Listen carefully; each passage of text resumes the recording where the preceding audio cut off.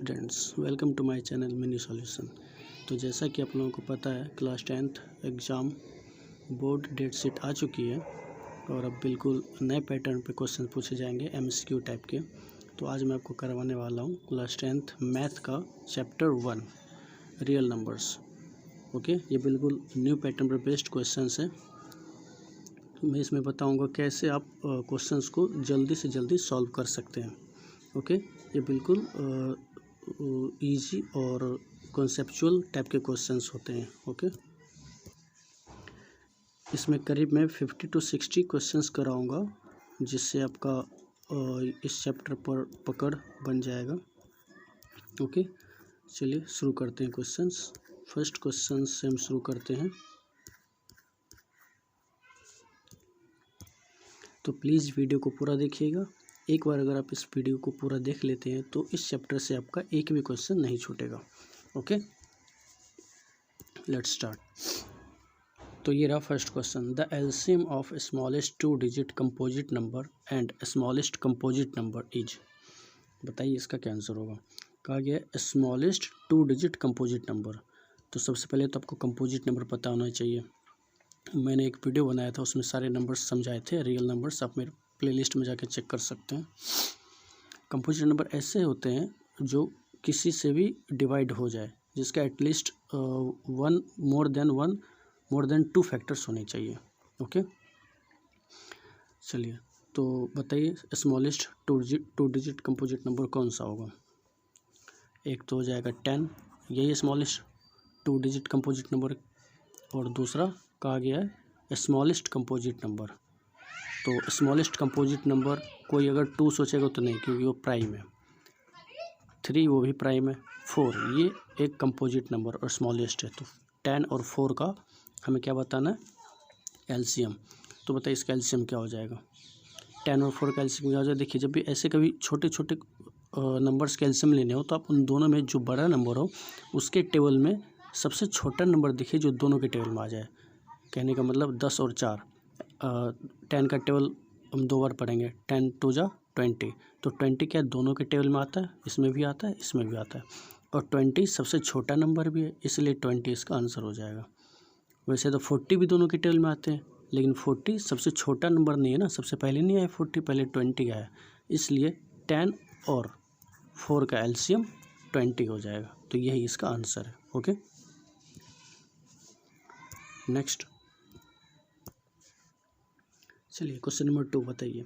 The total numbers of factor of A prime number. Prime number के total कितने factors होते हैं। Prime numbers के तो कोई अदर देन कोई फैक्टर होते ही नहीं है। एक खुद वही नंबर होता है और एक 1 होता है। तो बताइए कितने हो जाएंगे इसके फैक्टर। 2। ओके, तो इसका राइट आंसर 2। जैसे एग्जांपल के लिए मैं लिखता हूँ 3 एक प्राइम नंबर, इसका कोई फैक्टर है नहीं, सिर्फ 3 खुद है और एक 1 तो सबका ही होगा, इस वजह से 2 ही।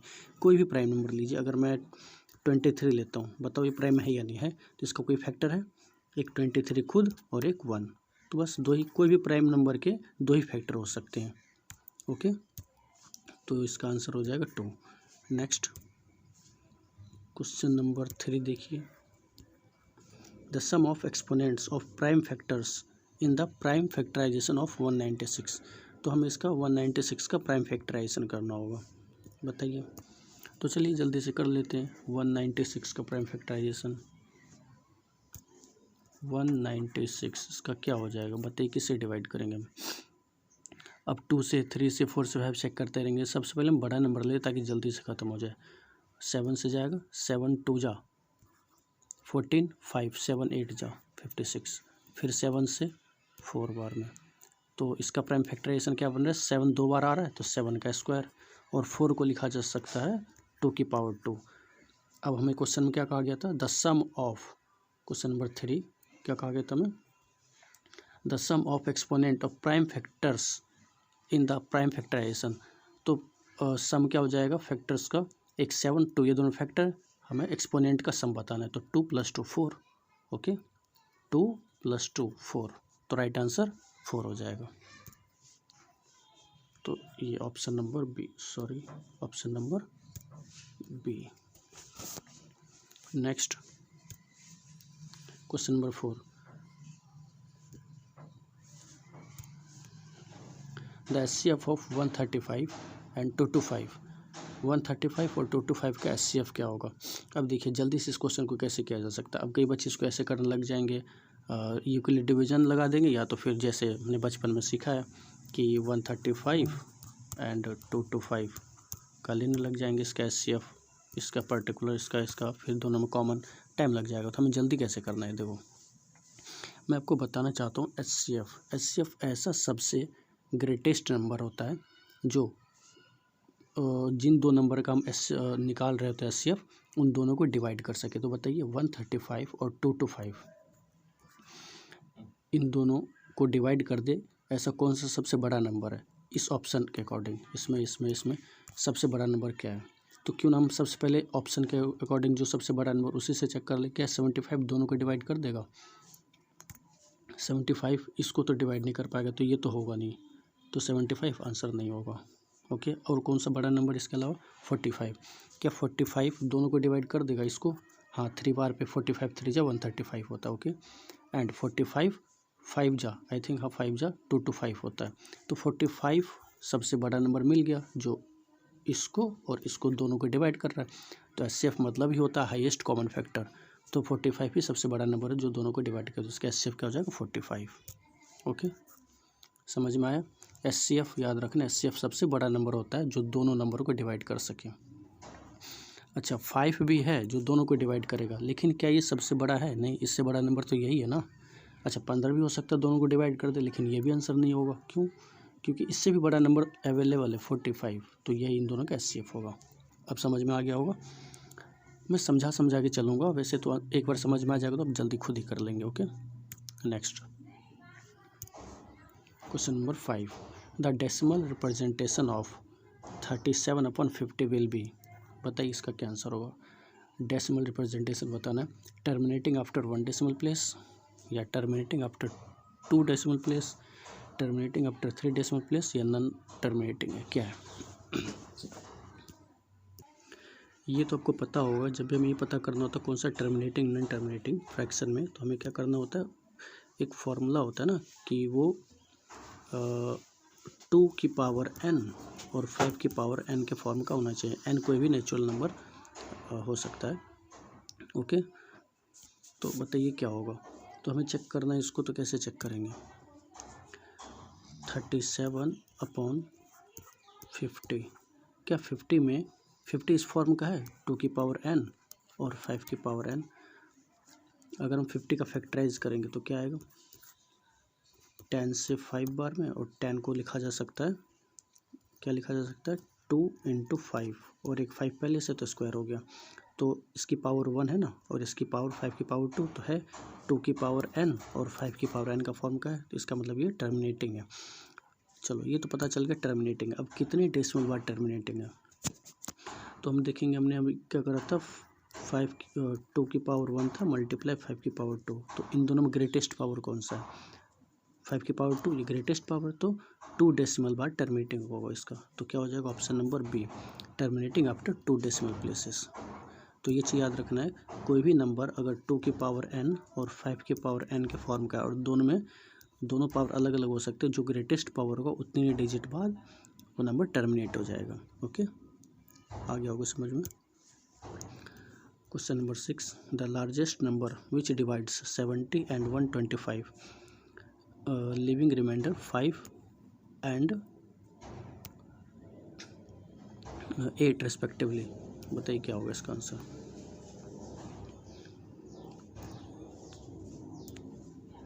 लार्जेस्ट नंबर बताना है जो इन दोनों को डिवाइड कर सके, लेकिन 5 और 8 रेस्पेक्टिवली इसका रिमाइंडर बचे। तो जब भी कभी इस टाइप के क्वेश्चन आ जाए, तो जो नंबर होता है पहले 5 और फिर 8, इसको पर्टिकुलर दोनों में से माइनस कर लेते हैं। जैसे 5 को माइनस करना है 70 में से, 8 को माइनस करना है 125 में से, तो 70 में से 5 जाएगा तो 65, एंड 125 में से 8 जाएगा तो 117। अब हमें क्या करना है, इसका एचसीएफ बताना है। जब भी क्वेश्चन में लार्जेस्ट नंबर पूछा जाए तो इसका मतलब एचसीएफ ही निकालना होता है। तो बताइए 65 एंड 117 का एचसीएफ क्या होगा। अभी मैंने कुछ देर पहले समझाया था, एचसीएफ निकालने के लिए क्या करते हैं, सबसे बड़ा नंबर ढूंढते हैं, देखिए इतना दिमाग चलाना पड़ेगा ताकि आप जल्दी से कर सके, स्मार्ट अप्रोच होनी चाहिए, नहीं तो फिर आप करिए। फिर जैसे आता है 65 एंड 117 का SCF निकालते हैं। तो 13 का टेबल आपको आता होगा, 13 से बड़ा कोई नंबर नहीं है जो इसको और इसको डिवाइड कर सके, तो 13 इसका SCF हो जाएगा। ओके, ऑप्शन के अकॉर्डिंग आप देखो 75 अगर लोगे तो सिर्फ ये डिवाइड होगा, ये नहीं होगा, और ये तो इन दोनों से बड़ा ही नंबर है, ये होगा नहीं और ये भी नहीं होगा, तो 13 इसका सही आंसर हो जाएगा। ओके, नेक्स्ट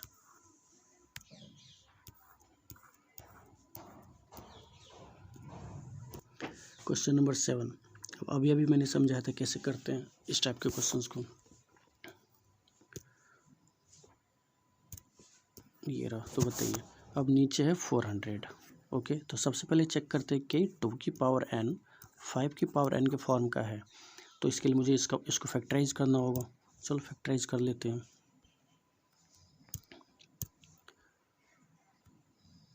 मैं आपको करके दिखाता हूँ। 400। ओके, इसको अगर मैं 5 से करूँगा, 5 8 जा 0, 5 से करूँगा 60 एंड तो यहाँ तो मिल गया 5 की पावर 2 और 60 इसको लिख सकते हैं 2 की पावर 4, तो आ गया 5 की पावर और 2 की पावर। अब ये तो पता चल गया कि ये टर्मिनेटिंग है, ये जो नंबर है ये टर्मिनेटिंग है, बट ऑप्शन के अकॉर्डिंग हमें चेक करना है। टर्मिनेटिंग तो है बट कैसे, कितने डेसिमल बाद, terminating after 1 decimal, terminating after 1 decimal, या terminating after 2 decimal, terminating after 3 decimal, terminating after 4 decimal. तो मैंने अभी इसका जब SCF करा था 400 का, सॉरी SCF ने प्राइम फैक्टराइजेशन किया था, तो आया था 2 की पावर 4 एंड 5 की पावर 2। ग्रेटेस्ट पावर क्या है, ग्रेटेस्ट पावर 4 है, तो बस क्या हो जाएगा इसका answer, terminated after 4 decimal place, option number D. Okay, next ये रहा। अब दिखने में लग रहा है इतना खतरनाक, बट है बहुत इजी क्वेश्चन। क्वेश्चन नंबर 8, बताइए कैसे करें इसको।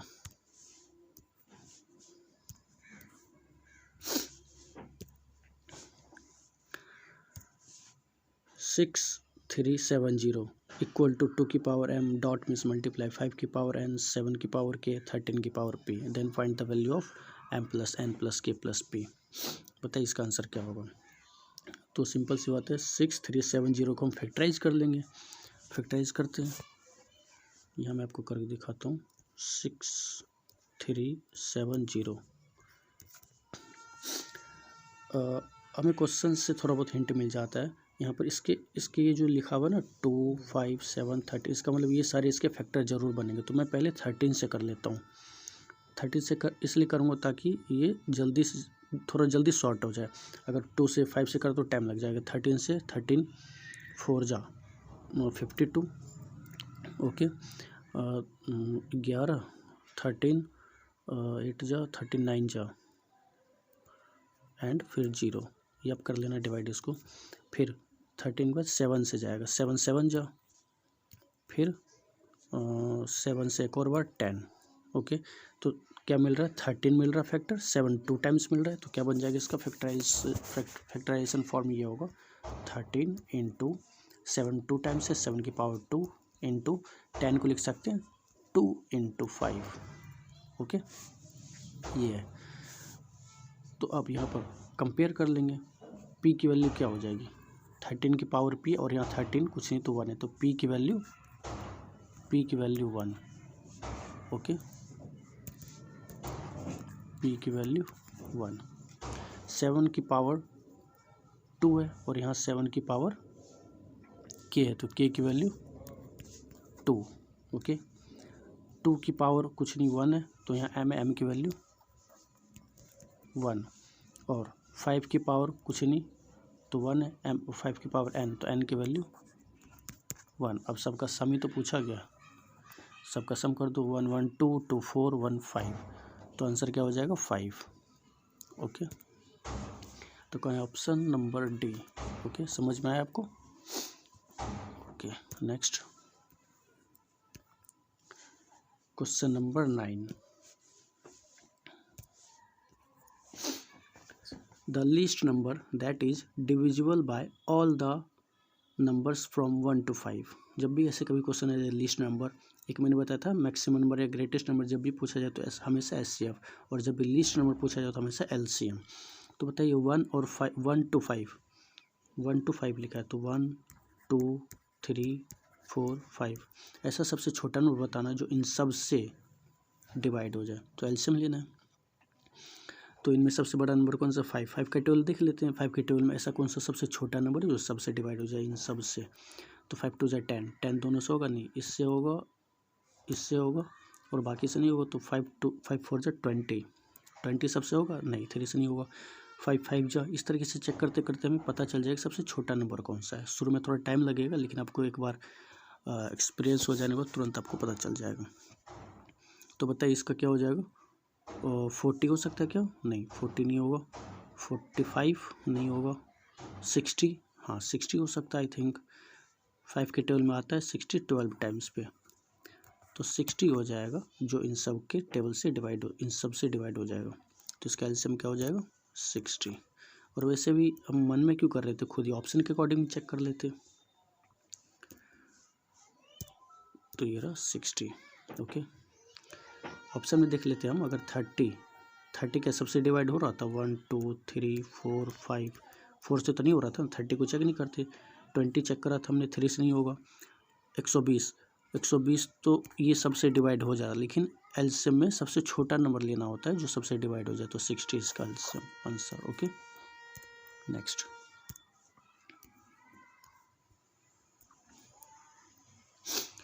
Question number 10।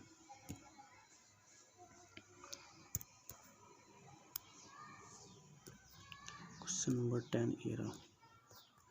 Which of these rational number is terminating decimal?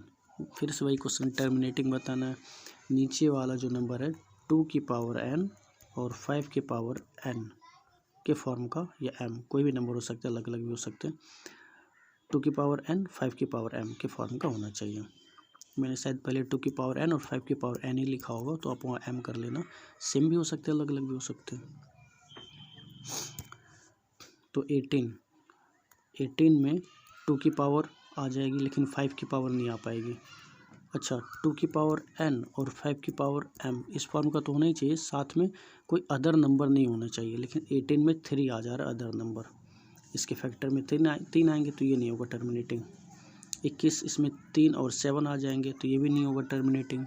200 को क्या लिख सकते हम? 200 का फैक्टराइज करूँ तो 10 से 20 टाइम्स और फिर 4 से 5 टाइम्स, तो 4 का हो जाएगा 2 की पावर 2, 5 का 5 और 10 वाला एक 5 स्क्वायर बन जाएगा, 2 यहाँ 3 हो जाएगा। ओके, ये आपको समझ नहीं है, दोबारा करते हैं उसको। 200 का फैक्टर 5 से 40 टाइम्स, 5 से 8 टाइम्स, तो 5 का स्क्वायर और 8 को लिख सकते हैं 2 की पावर 3, तो 5 और 2 के फॉर्म का हो गया, तो ये टर्मिनेटिंग यही हो जाएगा। ओके, बाकी एक 2 to 5 था। Which of these rational number is terminating? 2 to 5 हो सकता है क्या? 2 to 5 चेक करते इसका एक बार फैक्टराइजेशन फॉर्म। 2 to 5 से 4 टाइम्स 5 9 जा, नहीं 7 आ जाएगा इसमें, 7 7 जा 5 × 7 का स्क्वायर, तो ये नहीं होगा। ओके, क्यों? क्योंकि कोई भी नंबर टर्मिनेटिंग तभी हो सकता है जब वो 2 की पावर n एंड 5 की पावर m इस फॉर्म का हो। अकेला 2 की पावर n हो तब भी टर्मिनेटिंग होगा, अकेला 5 की पावर m हो या कोई भी पावर हो तब भी टर्मिनेटिंग, दोनों साथ में रहे तब भी टर्मिनेटिंग, बट कोई अदर फैक्टर आ जाए तो टर्मिनेटिंग नहीं होगा। तो ऑप्शन नंबर सी इसका राइट आंसर है। Okay, now question number 11। The largest number which divide 615 and 963 leaving remainder 6 in each case. ये भी सेम पहले वाले क्वेश्चन की तरह 6 हर केस में रिमाइंडर बचे।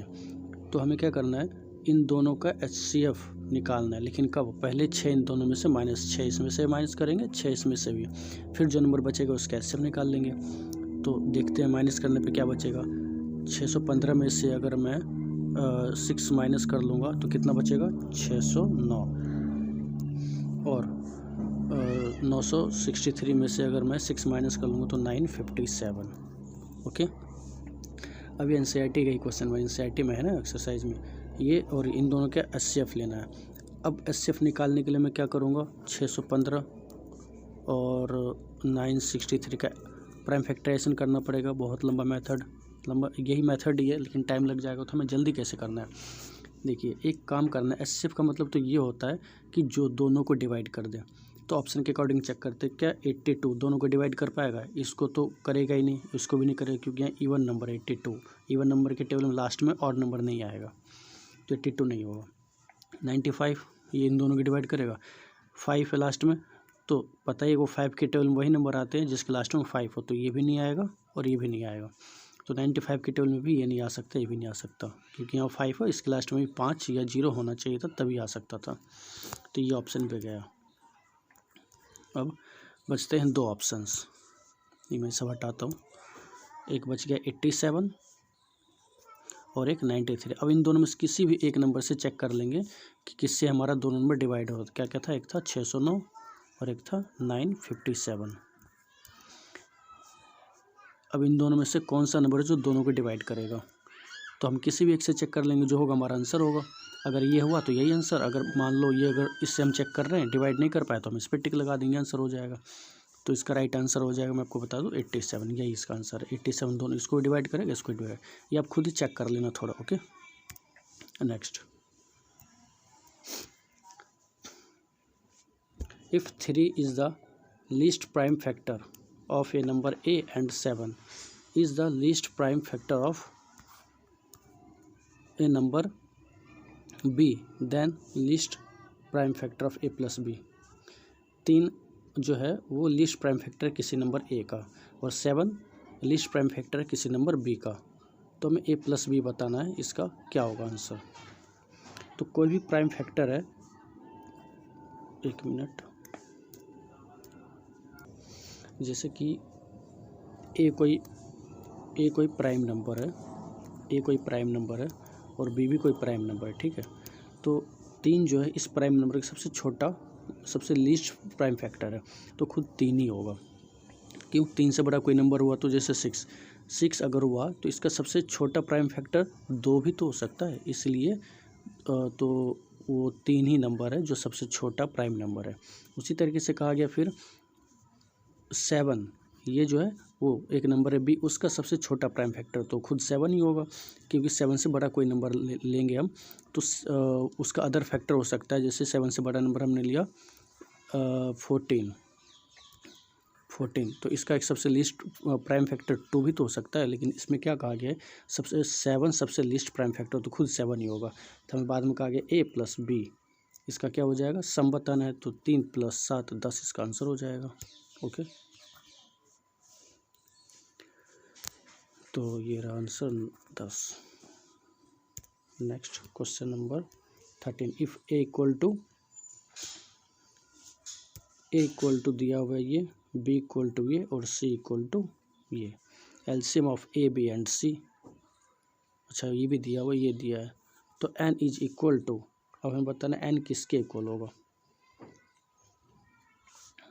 बताइए इसका आंसर क्या होगा।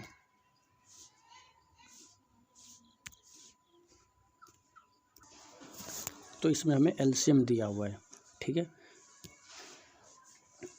ए इक्वल टू ये दिया ना, और बी इक्वल टू ये और सी इक्वल टू, तो हम जानते हैं एलसीएम में जो कॉमन फैक्टर होते हैं उसका ग्रेटेस्ट पावर लिया जाता है। तो ए में ए इक्वल टू ये दिया हुआ, इसमें कॉमन फैक्टर 2, इसमें भी 2 है और इसमें 2 है ही नहीं, तो कोई बात नहीं, कॉमन फैक्टर में जो ग्रेटेस्ट होता है वही लिया जाता है, तो 2 की पावर 3 ग्रेटेस्ट, इसलिए एलसीएम में 2 की पावर 3 लिया गया। अब बी अदर कोई कॉमन फैक्टर है 3, इसमें भी है, 3 की पावर n इसमें भी है, और 3 एक सी कहाँ गया, ये रहा, और इसमें एक 3 ये रहा। तो ए में भी 3 है, बी में भी 3 है और सी में भी 3 है। तो अब इसमें से यहाँ पर हम एलसीएम में देख रहे हैं 3 की पावर 2, तो जो एलसीएम वही आते हैं ना जो ग्रेटेस्ट पावर हो। तो ए में 3 की पावर 1 है, बी में 3 की पावर 1 है, सी में 3 की पावर n है। तो और यहाँ पर एलसीएम में दिया हुआ है 3 की पावर 2, इसका मतलब ग्रेटेस्ट ही आया होगा, तो 3 की पावर यहाँ n इक्वल टू 2 ही होना चाहिए। तो यही हो जाएगा n इक्वल टू 2 इसका आंसर। ओके, और एक बार 5 देख लो, इसमें 5 नहीं है, बी में 5 है और सी में 5 है, तो 5 दोनों जगह सेम है, तो इसका एलसीएम में भी 5 एक बार है। ठीक है, next question number 14। P and Q are prime numbers, then HCF of PQ, Q square and P square Q। हम HCF बताएं तो HCF में क्या करते हैं, जो कॉमन फैक्टर होता है उसका लोएस्ट पावर लेते हैं। अब बताओ इसमें क्या क्या कॉमन है। P इसमें भी है, P इसमें भी है, तो दोनों में लोएस्ट पावर कौन सा है, P स्क्वायर लोएस्ट पावर है। Q इसमें भी है और Q इसमें भी, लोएस्ट पावर ओनली Q, तो HCF ये हो जाएगा। P स्क्वायर Q कहाँ है, P square Q option number B. HCF में कॉमन फैक्टर के लोएस्ट पावर लिए जाते हैं और एलसीएम में कॉमन फैक्टर के ग्रेटेस्ट पावर लिए जाते हैं। Okay, question number 15। HCF of 96 and 404। HCF बताना है, सबसे बड़ा नंबर बताना है जो इन HCF है ना, जो इन दोनों को डिवाइड कर सके। सबसे बड़ा नंबर कौन सा है, ऑप्शन से चेक करते हैं, स्मार्ट अप्रोच। क्या 4 सबसे बड़ा नंबर है जो इसको भी डिवाइड कर दे, इसको भी डिवाइड कर दे, इसको भी डिवाइड कर दे। देखते हैं, सबसे बड़ा नंबर तो 101 है, क्या इन दोनों को डिवाइड करा, 101 इसको डिवाइड कर देगा बट इसको नहीं कर पाएगा 96 को, तो ये HCF नहीं होगा। 3 दोनों को डिवाइड, 3 से बड़ा पहले 4 चेक कर लेते, 4 दोनों को डिवाइड करेगा, हाँ इसको भी कर देगा और इसको भी कर देगा, और बाकी तो कोई है नहीं इससे बड़ा नंबर, बाकी दोनों छोटे हैं, तो HCF हमारा 4 हो जाएगा। देखा, हमने HCF निकाला भी नहीं किसी भी मेथड से, हमें बस थोड़ा सा डिविजिबिलिटी रूल भी पता होना चाहिए, तो इसका आंसर हो जाएगा 4। नेक्स्ट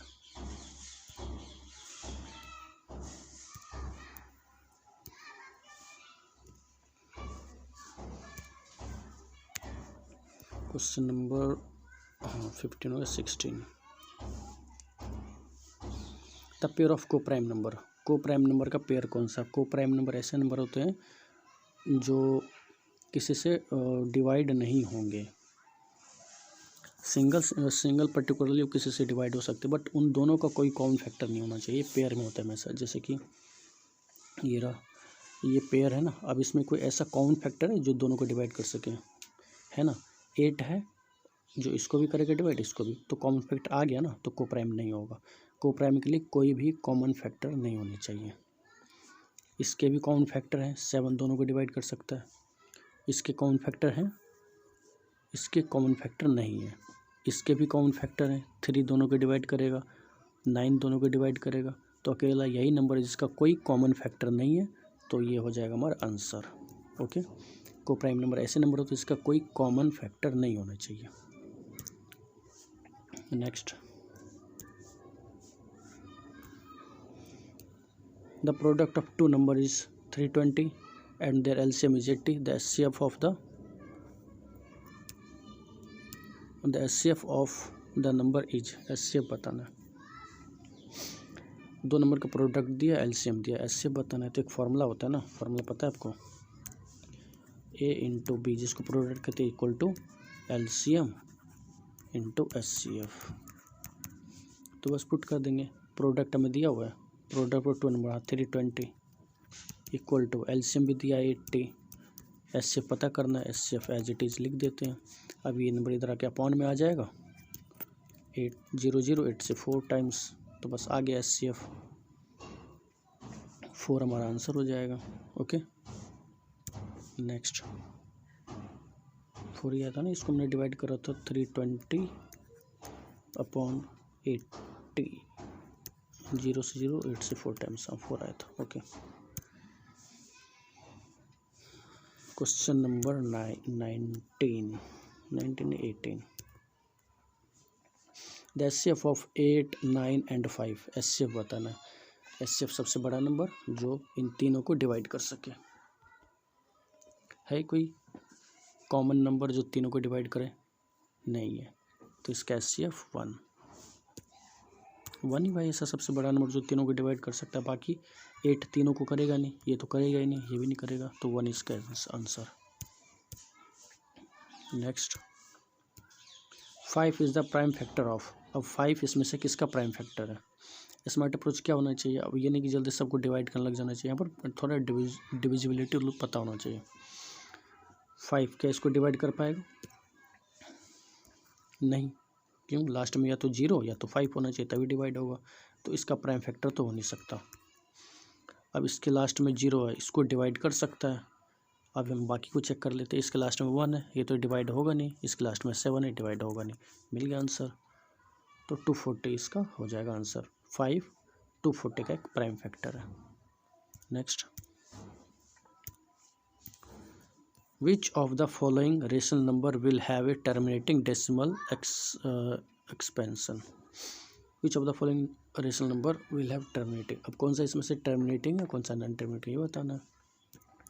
तो मैंने बताया था कोई भी नंबर 2 की पावर n 5 की पावर m इस फॉर्म का होना चाहिए, अदर देन इसके अलावा कोई और फैक्टर नहीं होनी चाहिए। 16 आ गया, 7 आ गया, कोई 13 आ गया, ये इनमें से मतलब कोई इन दोनों के अलावा कोई नंबर ही नहीं होनी चाहिए, ठीक है, तभी वो टर्मिनेटिंग होगा। अच्छा, सिर्फ 2 की पावर n के फॉर्म का हो तो, सिर्फ 2 की पावर n के फॉर्म का तो भी टर्मिनेटिंग होगा। अच्छा, सिर्फ 5 की पावर n m या n के फॉर्म का हो तो भी टर्मिनेटिंग होगा, ठीक है। तो चेक करो इसमें से 8 को लिख सकते हैं 2 की पावर 3, 105 का अगर फैक्टर करूँगा तो इसमें अदर देन 3 इसका एक फैक्टर तो आ ही जाएगा, 3 आ जाएगा, तो ये नहीं हो सकता टर्मिनेटिंग। 14 में 7 आ जाएगा तो ये भी टर्मिनेटिंग नहीं हो सकता। 30 में 3 आ जाएगा तो टर्मिनेटिंग नहीं हो सकता, तो ये इसका आंसर है, क्योंकि ओनली 2 की पावर 3।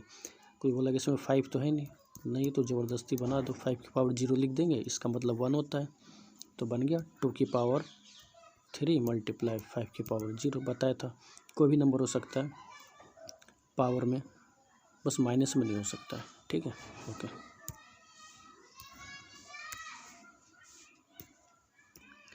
तो इसमें मैंने कराए 20 क्वेश्चंस, बाकी 1 या 2 सेट और लाऊंगा जिसमें इस चैप्टर के सारे क्वेश्चंस कवर कर दूंगा मैं।